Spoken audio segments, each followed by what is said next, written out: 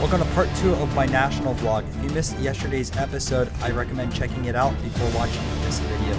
Today, I'm finishing up my first day at the National and going to 2 different trade nights, so follow my journey there. One of the coolest pieces of art I saw at the National, this is one of Tim Carroll's pieces. What he does is he takes up different cards, cuts them up, and makes a classic card out of them.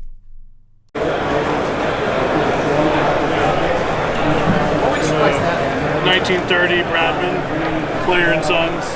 And the 1935 NSCC 7 Pop 1. I mean, that's a 1937 card. Pretty white. So, pretty happy with the Cricket Revolution. One of the most expensive cards at the show and a holy grail for any baseball collector, 1909 Honus Wagner. This is an auction right now with REA, and it is already over $4 million.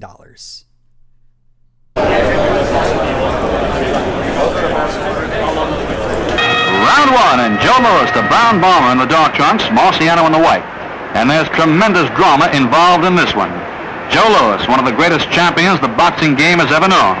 At 37, he faces a man 10 years younger than himself, a man who's coming up the ladder to greatness, Rocky Marciano.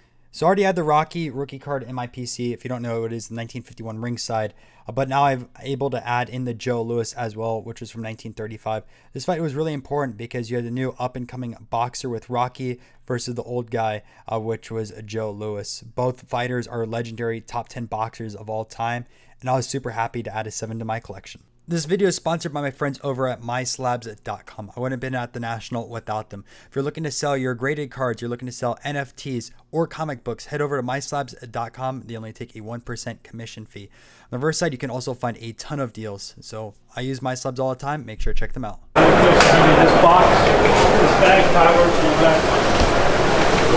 CardCollector2 trade night. Right now, we're waiting in the lobby. Huge crowd. Check a look at this.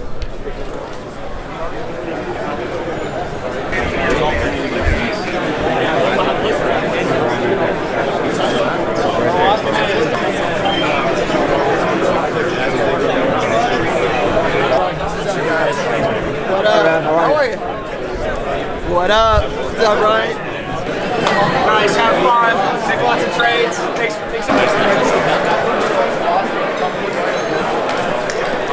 It is absolutely insane in here. Tables are filling up really quick, and literally doors just opened, so it's gonna be fun to see if I can make any trades tonight.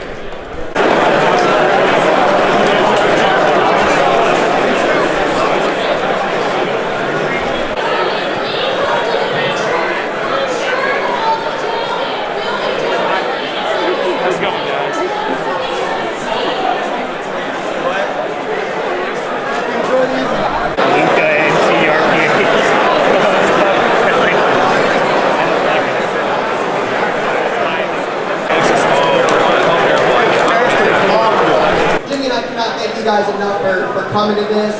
This started 6 years ago in Atlantic City with 25-30 people showing up the first night, and this is really turning into something special. So this vibe and the community and the generosity and how good this community can meet each other. Think about it. It's not Beckett who's looking at us now and magazines. It's Wall Street Journal. It's Forbes. So we love what we're doing in Lexington, Kentucky. That's right, go Cats. So we're opening another roadshow shop in Dallas, Texas, and in California. 3 hours up here. If any of you guys either do a good trade and you want to come up on our live stream and show off what you traded, we want you out here. So come on to the edge of the stage. Or if you got some cards you want to trade me, come on up and let's trade. What are you looking for tonight at trade night? First off, I didn't expect it to be this busy. It's crazy right now. I'm looking for the usual, cards I can't find at home, like patches, LeBron, Kobe, Jordan autos, stuff like that. I'm looking for, and also just looking to meet, people and have a good time. Specifically, I'm looking for like nice patches, nice RPAs with like 3 or 4 color patches. Looking for St. Louis Cardinals players. That's what I'm really into. I'm into baseball and bone. Things I'm looking for since I'm from Kansas City. Patrick Mahomes all day, every day, and then also some other rookie quarterbacks that I could come across. I'm looking for some DeAndre Swift because I PC him. Pistons and Red Sox, those are my two main PCs. Also looking for like WNBA, Marvel stuff, just kind of off the wall stuff you don't really see. Just anything cool that catches my mind. I do hockey, basketball, football, baseball. I like Jason Tatum, and Arenado's my guy too, so I collect. Picked up this Tatum 101 at the show. Printing plate auto. 85. Yeah, just that type of stuff. Don't know. We're gonna find out though. Always looking. Oh, I'm trying to restart a vintage baseball collection after I sold any card I had of value this spring for charity. So I brought a few football cards and just hoping maybe that other people are interested in baseball cards around 1970 or 1971. Maybe we can work out a trade. Trade up for some things. I have a lot for trade. My biggest card at the moment, so if you like this, let me know. Up some slabs, high-end Burrow. Picked this up today. So, and I got this today. This is Phillip Rivers. Yeah, just whatever catches my eye, honestly. I didn't really even come to the show with anything in particular that I wanted. RPAs, football. Sam Darnold, Baker Mayfield, Josh Allen, anything RPA. For vintage and high grade, especially old 60s and 70s football. So these are strip cards from 1950 called W326, but there's Babe Ruth on it. And then you have Babe Ruth. It's a 1929 Babe Ruth. But Babe Ruth in this show were just crazy. Somebody bought a strip sheet with Babe Ruth from a 1925. They said for $1,200, no, $1,700 the other day. And it's like, it has to be a $10,000 card. Guys, ended up making my first trade night. Barry Larkin is now gone. In return, $100. And then some refractors right here. Super happy to make the deal. What's your name? Ben. Ben. Thank you. There's 2 trade night, which was downstairs. Now I'm going to Blake Jamison's trade night, which is upstairs. You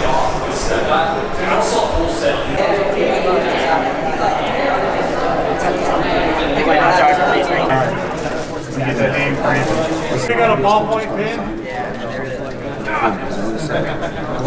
Me, just a ball.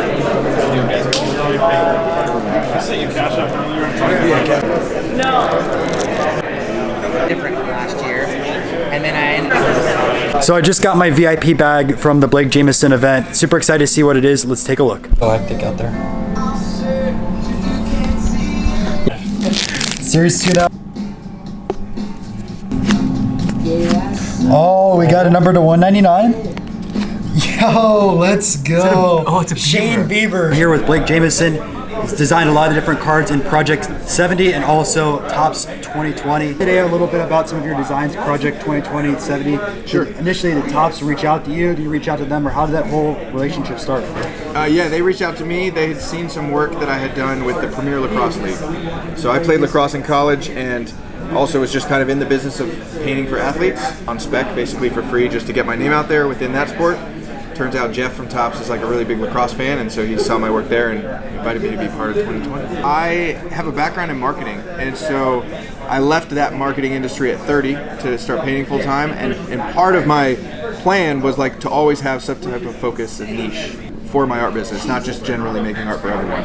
And I happened to meet this guy named Jared Faison, who used to play in the NFL and now managed clients in the NFL, and he really liked my work, and so he kind of helped me get my foot in the door and do the first few clients, and just snowballed from there. Inherently, like, they're competitive people, so when one guy gets a painting, the next guy wants a bigger painting. Oh, you're a huge proponent of NFTs. You actually built out a gallery a little bit. You want to talk about that as well? Yeah, so I did a NFT gallery museum with Terrell Owens.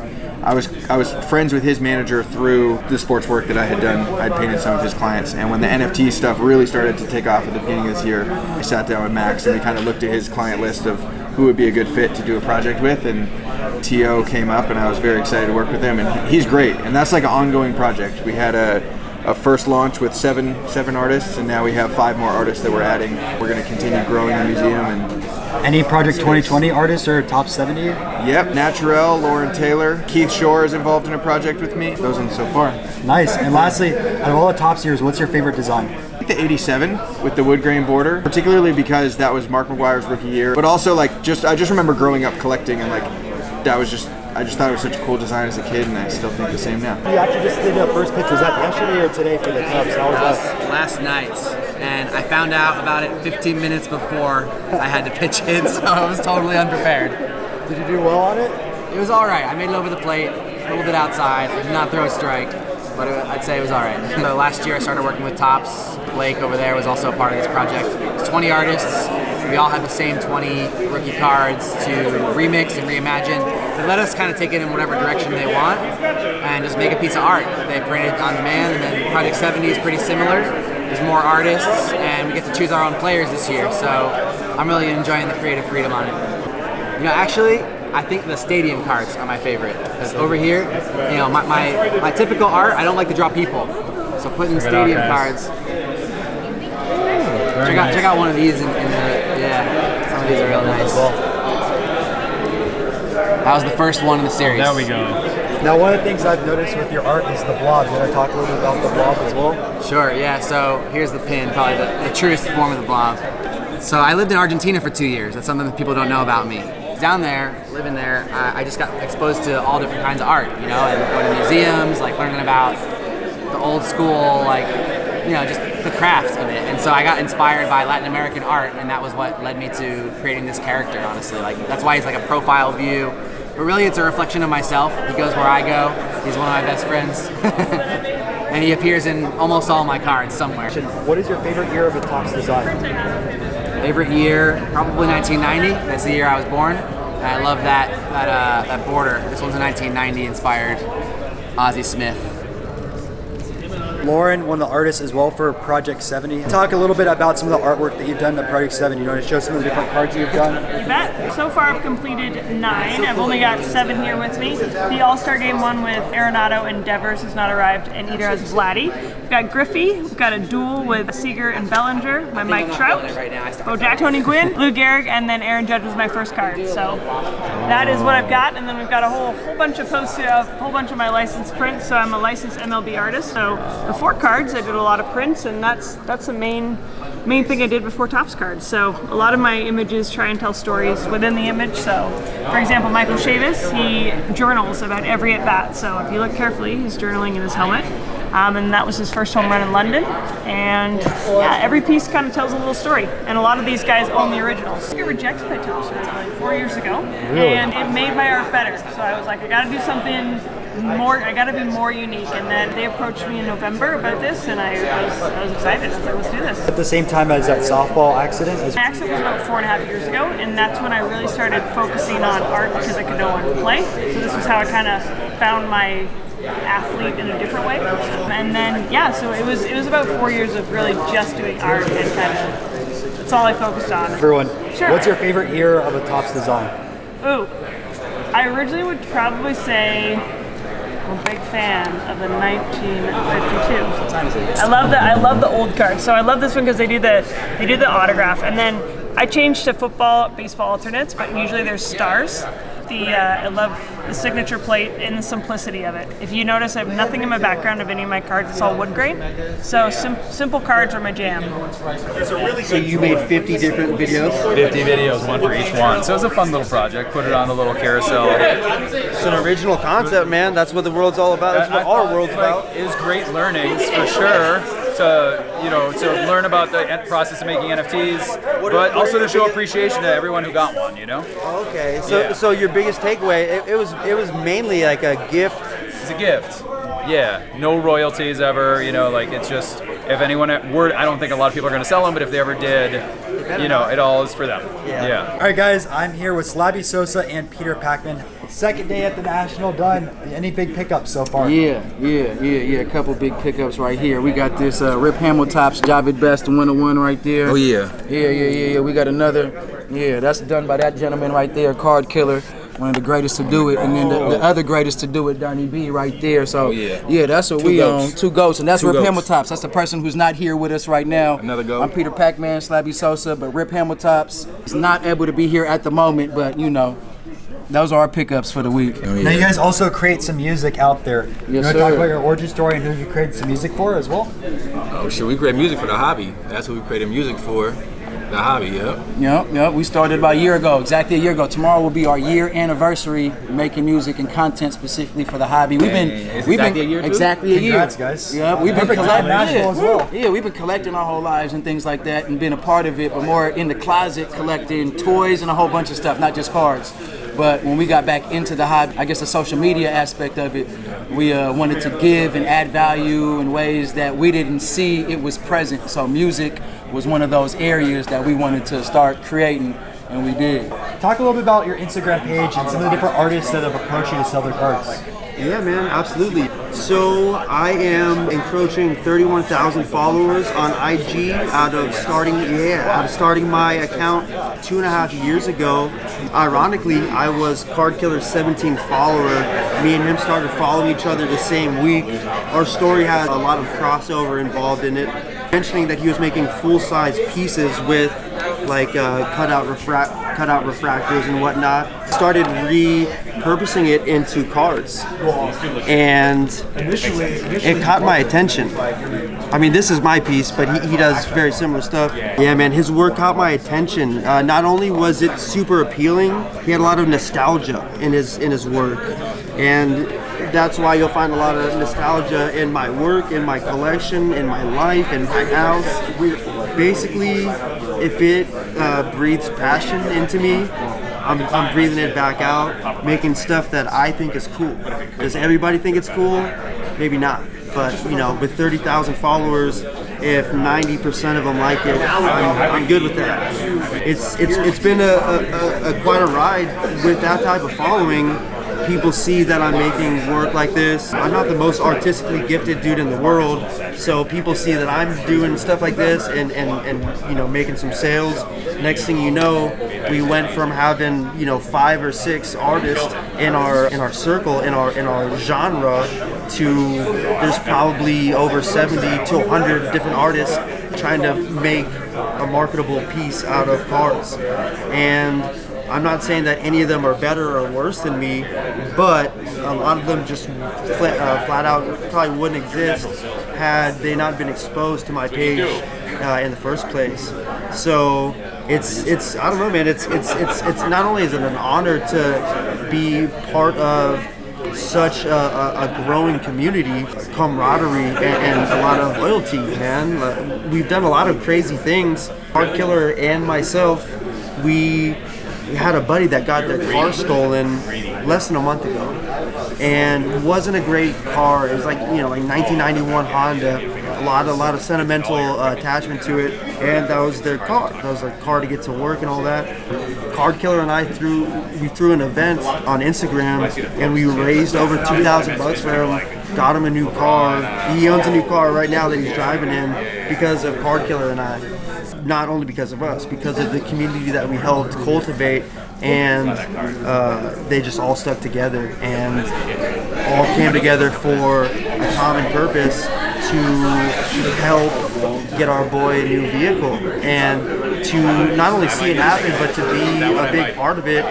Man, I mean, have you seen anyone else buy a buddy a car from Card Art? No, that's awesome, right? And I can attest to it growing. Like, a few years ago, I've never seen any of these at card shows. Even 6 months ago, I have never really seen much at card shows. And now, all of a sudden, I see so many different people selling art. Here with CardKiller, you've seen a lot of his cards online, on Instagram, people talking about it.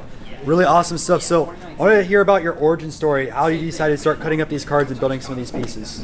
I started cutting up these cards in maybe 2015. Just taking the refractor pieces out of refractor cards, putting them in my large scale paintings. They couldn't offer that reflective like quality, couldn't offer like what paint does because it doesn't really move, so it kind of gave my paintings like this movement to it. And then as time went by, I just started refocusing that quality back into the cards and just started creating the cards because the collectors were actually card collectors, and art collectors can enjoy it too, but I wanted to marry the two, so that's the way it's been developing. I've seen recently some of the 61 basketball cards float around shows. Actually, it was at one of the Bay Area card shows. We saw the Oscar Robertson. So you want to talk about the backstory of building that set of 5? Yeah, dude. A friend of mine, his name is Matt Jerry, sports.collector on Instagram, came up with this. Yeah, shout out to Matt, baby. Came up with this collab, and he was like, I got these genuine 61 Fleer cards that have been slightly altered already, so they can't be like appraised and graded and everything. Do you think you can take your hand to them? And he gave me basically the top 5 in the set: Bill Russell, Oscar Robertson, Elgin Baylor, Jerry West, and the Big Wilt. took maybe about 6 months of a process to get them all going. But today I dropped the last two. The West and the Chamberlain are out there at the National. You can see the Oscar and the Elgin too. So he's kind of married it all. The Bill Russell went and sold pretty quickly when I dropped only it. imagine. Yeah. I don't want to tell you. No. Do it for the $2,000. Yeah, so we're just one day at a time, and he has the other four, and we'll see how they do. But it's kind of like introducing real old world, like vintage stuff, and see what you can do with it in a modern sense. It's a really poignant project for me because I've never really touched and had to alter like a card that's worth 6 figures before. I mean, who has? But like I said, it's slightly altered, so it gives me a reason, or it gives like a reason for him to give it to me and to see what my hand can do. Really appreciate him for trusting me in the project. It's the best thing I've done to date. All right, guys, 1 o'clock. Trade night is done for us, at least. Pretty tired. Still never ate lunch or dinner, but that's okay. Excited for day 2. We met a lot of awesome people today. Hobby's alive and thriving.